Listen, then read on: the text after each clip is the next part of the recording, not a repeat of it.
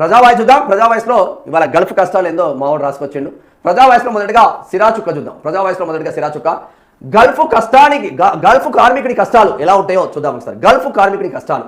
పుట్టకూటి కోసం ఉన్న ఊరిని వదిలాడు, గోరు ముద్దలను మరచి ఆకలి డప్పులై కదిలాడు, అప్పుల భారానికై కన్న కలల్ని దాచేసి కష్టాలన్నింటిని భుజాన మోసేసి భాషారాని మనుషుల మధ్యలా బానిసలా నలిగాడు, బంధనాన్ని వదిలాడు, పండుగొచ్చినా పబ్బమొచ్చినా బాధలోనే గది గోడల మాటుననే నవ్వాడు.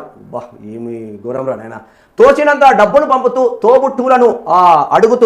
తోబుట్టులను అడుగుతూ కన్న పిల్లల అల్లరి కళ్ళలో మెదులుతుంటే కట్టుకున్న ఆడది కలలో కలిచి వేస్తుంటే కన్నీళ్లను కార్చాడు, జ్ఞాపకాలలో మెదిలాడు.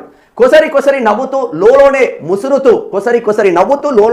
ముసురుతూ కాలమాడే ఆటలో కనులు వేదికే సంతోషానికై మనసు చేసే పోరాటానికై విధిపై అరిచాడు.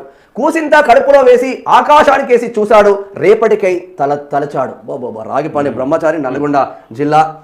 కార్మిక అంటే గల్ఫ్ లో కార్మికుడిగా వెళ్ళిన బాధలేందో ఒక్క సిరాచుక్కతో రాసిండ. నిజంగా ఒకటే ఒకటే సిరాచుక్క.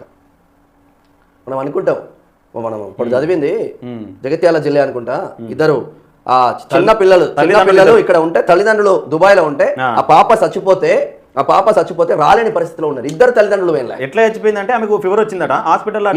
ఇటువంటి ఘోరాలు అనేక మంది బిడ్డలకు జరుగుతూ ఉంటాయి. కానీ ఎవడు రాస్తాడు వాళ్ళ గురించి, ఎవడు చెప్తాడు? అందుకే ప్రతి బాధ మీద, ప్రతి సంతోషం మీద ప్రజావాయిస్లో సిరాచుక్క ఉండాలనే సిరాచుక్క అనే ఒక ట్యాగ్ లైన్ పెట్టి ప్రజలే రాయాలి. దీన్ని మేము రాసుడు కాదు, ప్రజలే రాసి పంపించాలి. రోజుకొకరు రాస్తూ ఉంటారు దీన్ని తెలంగాణ రాష్ట్రం నుంచి. మన భాష ఆయనకి అర్థం కాదు, ఆయన భాష మనకు అర్థం కాదు. ఇప్పుడు అంటే వాడు ఆ పాస్పోర్ట్ తీసుకుంటాడు, ఎక్కడ ఒకటి ఆడ పనిచేసేవాళ్ళు ఏంటంటే 2 సంవత్సరాలు పనిచేస్తే ఒక 2 నెలల చుట్టి మీద వస్తారు, 3 నెలల మీద. ఇడికి వచ్చి పాపం వాడు డబ్బులు సంపాదించుకుని వచ్చి పెళ్లి చేసుకుంటాడు. ఆ నెల 2 నెలలు మొత్తం అడవిడి అయిపోతుంది. ఈమె విడిచిపెట్టి పోవాలి. వాడికి ఆడ పని మనుషులు పట్టేది, ఇక్కడ పెళ్ళ మనుషులు పట్టేది, నానా కష్టాలు. మావాడు 4 సంవత్సరాలు చూసినాం కాబట్టి